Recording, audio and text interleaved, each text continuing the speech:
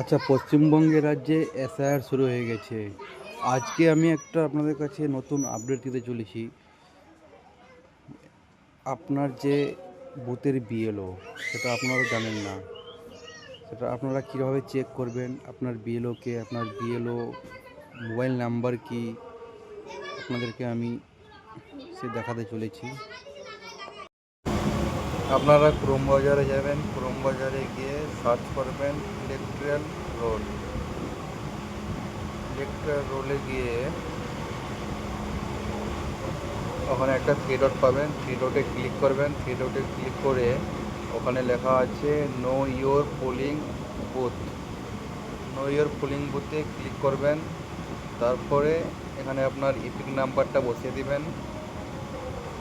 Epic নাম্বারটা বসানোর পরে এখানে ক্যাপচার ক্লিক করে দিবেন। স্মল থাকলে স্মল, ক্যাপিটাল থাকলে ক্যাপিটাল। ক্যাপচার ভুল করবেন না। ক্যাপচার ভুল করলে আবার এরর দেয়।